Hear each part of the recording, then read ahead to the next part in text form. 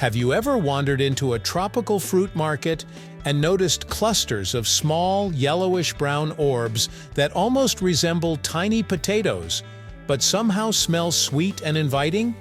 That, my friend, is Lanzones, a beloved tropical fruit that's only truly understood once you taste it. Often called Langsat in other parts of Southeast Asia, Lanzones is one of those fruits that transcends simple description. It's juicy, subtly sweet, and refreshingly light, yet carries hints of tartness that make you want more. But what exactly is Lanzones? Where does it come from? And why do so many people across Southeast Asia cherish it? Let's dive into this tropical mystery fruit and uncover all its fascinating layers, right here on History of Simple Things.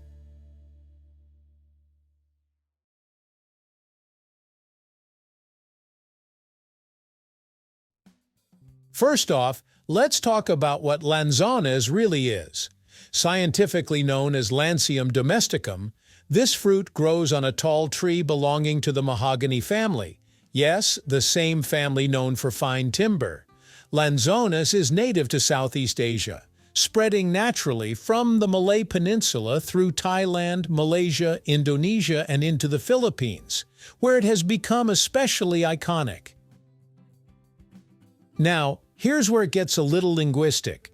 Depending on where you are, this fruit goes by different names. In the Philippines, it's almost universally called Lanzones, a name that may have Spanish influences but has become deeply ingrained in local culture. In Malay regions like Malaysia and Indonesia, you'll hear it referred to as Langsat or Duku. In Thailand, a popular variety is known as Long Kong, which tends to be sweeter and easier to peel. Despite the different names, botanically we're talking about the same species, just with regional variations in taste, texture, and even skin thickness. Lanzones has been enjoyed for centuries, long before modern markets existed. Historical accounts suggest that the fruit was cultivated in the Malay archipelago and Borneo for local consumption, with early traders noting its unique sweetness and medicinal uses. When Spanish explorers reached the Philippines in the 16th century, they likely introduced the name Lanzones, and over time it became widely recognized as a staple fruit of the islands. The fruit's long association with traditional medicine and local festivals helps cement its cultural significance. In places like Camiguin in the Philippines, communities began celebrating the harvest season with festivals, highlighting the fruit not just as food, but as a symbol of prosperity and community.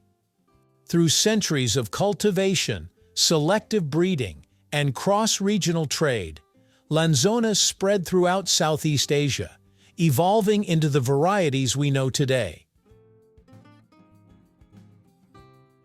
Picture this.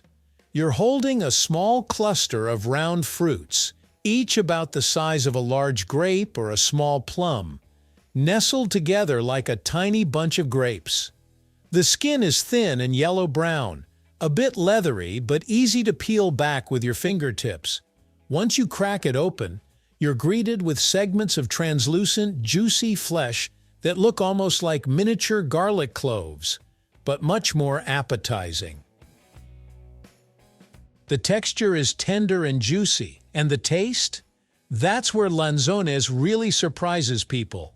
It has a sweet yet slightly tart flavor, often described as a blend between a grape, pomelo, or even hints of lychee without the overpowering sweetness. Some pieces might even carry a very mild bitterness if there's a seed inside, in which case you just gently spit it out. The overall experience is refreshing and light, perfect for hot tropical days when you want something cool and sweet without feeling heavy. In many Southeast Asian communities, Lanzones isn't just a fruit you eat by itself, though that's arguably the best way to enjoy it. In the Philippines, especially in places like Camiguin Province, Lanzones is a seasonal celebration. Each October, the island hosts the Lanzones Festival, where locals and visitors alike commemorate the harvest with parades, dancing, music, and, of course, plenty of fruit. Eating it fresh off the bunch is the simplest and most common way. But you'll also find creative culinary uses. The fruit can be turned into syrups, jams, tarts, desserts, sorbet, and even wine. Interestingly, some Filipino cooks use lanzones as a souring agent in traditional dishes, such as sinigang, where a bit of dark sweet tart flavor can elevate the entire meal. Aside from being delicious, lanzones pack some pretty impressive nutritional benefits. While it's not a superfood by modern marketing standards, it's low in calories, contains dietary fiber, and provides small amounts of essential vitamins like vitamins A, B1, B2, and C. Fiber naturally supports digestion, and those B vitamins help your body turn food into energy. It also contains natural antioxidants, compounds that help your body fight oxidative stress, which is linked to aging and certain diseases. And here's an interesting traditional twist. Various parts of the plant, like the bark, seeds, and peel, have been used in folk medicine. In some cultures, crushed seeds are used for deworming, and dried skin is even burned as a simple insect repellent. While these uses aren't widely supported by modern clinical research, they're part of the cultural heritage surrounding the fruit. Unlike apples or bananas, lanzones is seasonal. It doesn't grow year-round.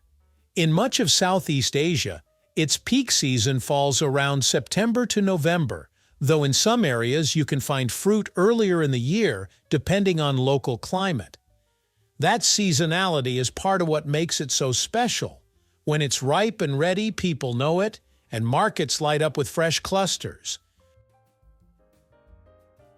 When choosing your lanzones, look for fruit that yields slightly to gentle pressure and has a pleasant sweet aroma.